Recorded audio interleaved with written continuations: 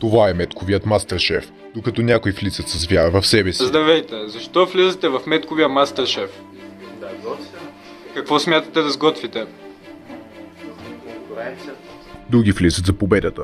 Защо влизате в Метковия мастер-шеф? За да спечеля за какво? Какво смятате да приготвите в Метковия мастер-шеф? Луца Black Angus по хубава кошианска вълчителска рецепта и хубав диш с манго и сметана. Трети дори не знаят къде се намират. Какво става, Ивачо? За какво трябва да говоря? Здравейте, как се казвате? Казва се Иванчо и Тръж Сейлев. За какво влизате в Метковия мастер-шеф? Защото ме накараха на сила.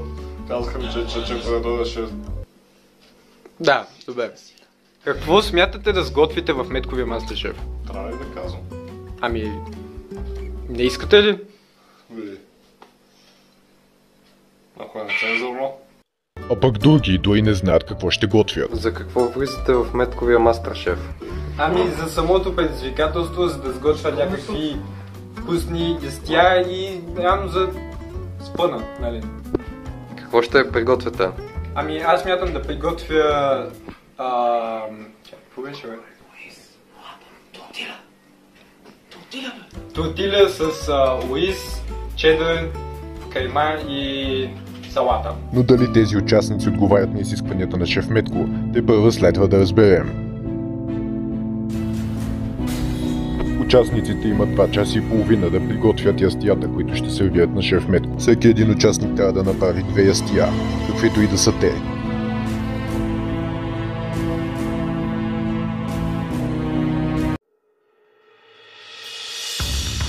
Участниците имат право да използват всякакви продукти и имат неограничен бюджет. Всеки един от участниците има достъп до същите подправки, уреди и инструменти за приготвянето на ястията си.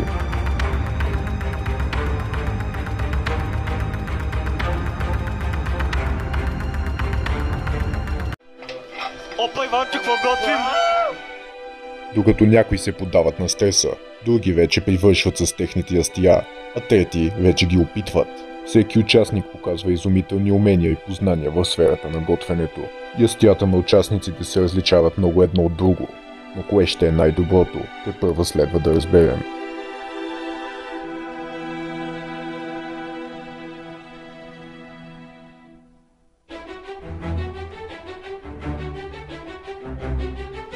Участниците официално приключиха с приготвянето на техните ястия. Сега следва шеф Метко да ги пробва, като започне с ястието на коши, луца Black Angus.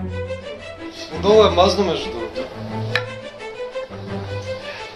Значи, шеф Метко, така, лукът, който съм урязал, червения лук и от другия лук, който е див лук, Метко, от билата. Рязал съм го и моите сълзи са текли, Метко, вътре.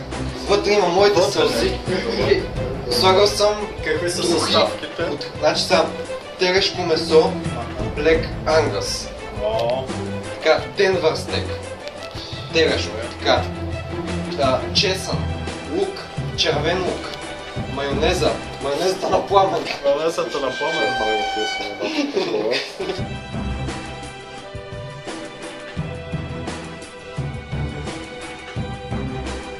Е пълно от край до край. Няма. С филинг. Как е? Добра комбинация. От вкусова.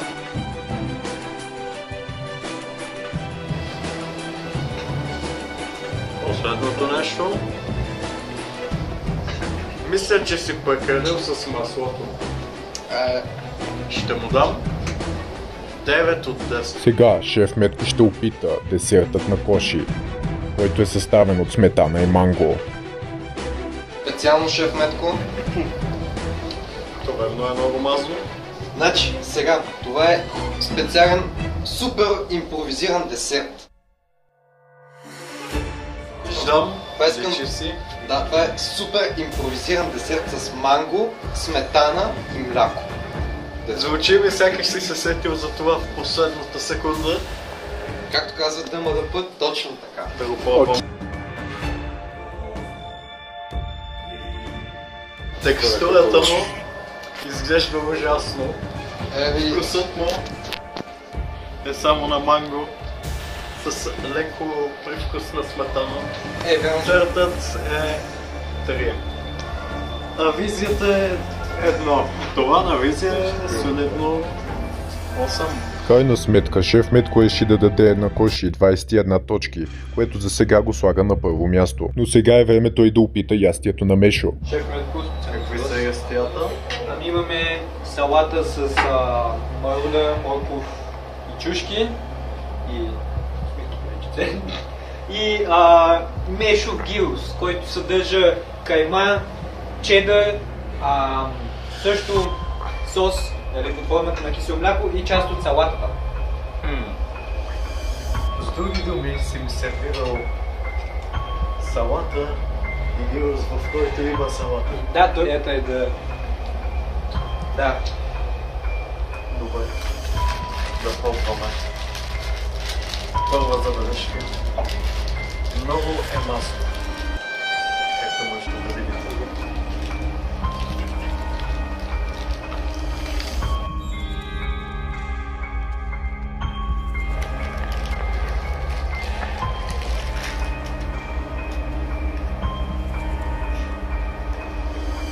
Месото в това ястие не се усеща. Мисля, че месото е твърде малко и е на твърде рядко. Да пробваме салата.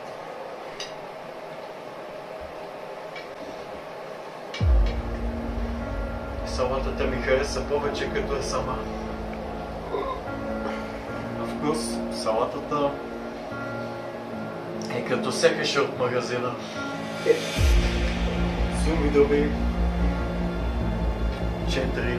Външен вид изглежда като 2. Външният вид на гирусът е 6. А вкусът е 4. Изглежда усмихнатото личице не носи повече точки на Мешо и той получава общо 16. Сега шеф Метко ще опита ястието на Пламен. Американски бургер с картофки, гарнитура и кетчуп. Последни довършителни неща, малко трябва да изпечем питката, да е по-топла и приятна. Защо печеш питката с запалка? Това ще остави скапан вкус. Американска кола с лед и лимон.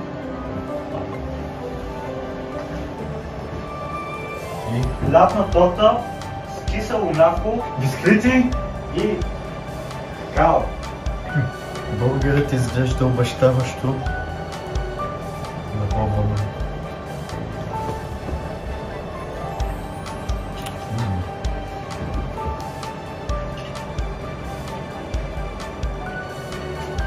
Това е хималайски кетчуп. Месото е аржентински рибай стек, лично донесено от Лео Меси. Това няма да промени оценката ми. Да видим десертът.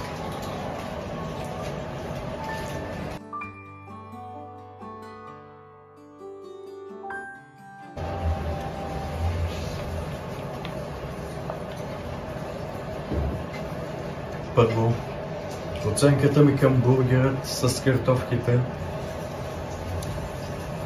На визия е солидно 8, на вкус бургерът е 9 и картофките са, общо казано, е 9. Но тортата хареса ми вкуса, леката киселинност и умекотените бисквити, заедно с какаото. Бих дал на тортата 7 по вкус, а по визия не чак толкова, може би 4. Неочаквано Пламен се премества на първо място с своите ястия, но сега е време за ястията на Иванчо. Добър начин, уважаеми. Искам да ви представя моето ястие тази вечер. Така, първо искам да кажа салатата, българска салата. Думата трябва да се малко пържолките, те скосни също българска стана рецепта. Най-семейна да кажа. Колената се продава. Много българско ястие. Не знам дали споменах, че пържолата прясно издавам от тигана. Салатата е добра, само че можело е да сложиш малко повече лук и да попитам. Къде ми е скапания нож? Ножа! Чай! Оценявам ги.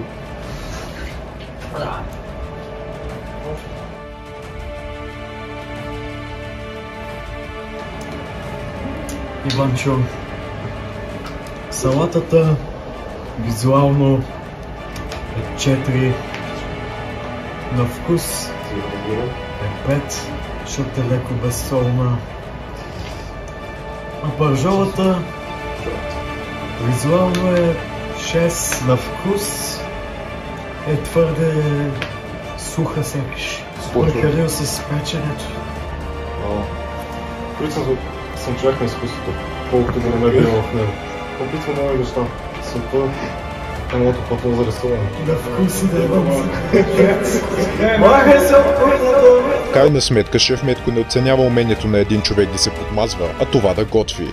Сега нека да преминем към финалното оценяване. Финалното оценяване. Дали Пламен или Коши ще бият. Първо, българът на Пламен.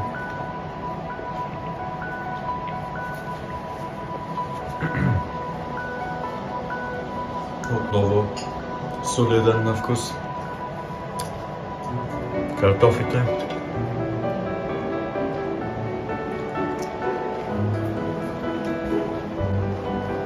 Окей. Сега ястието на Коши.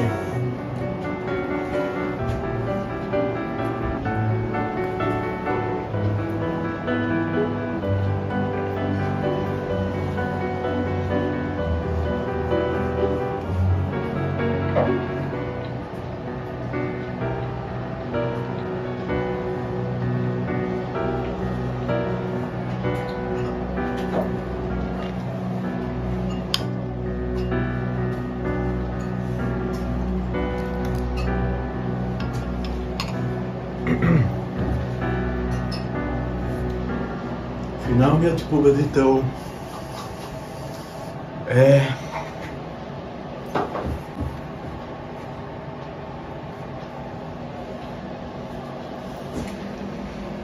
Пламен или Коши? Коши. What? Защото неговото ястие е по-насищащо. Вкуса му остава на рецепторите ти по-дълго. Иначе на Пламен ястието му е божествено. Обаче имам чувството, че няма да те накарам толкова много. Но, ако можех, бих дал наградата равно на двата участника, защото се справиха еднакво добре с задачата.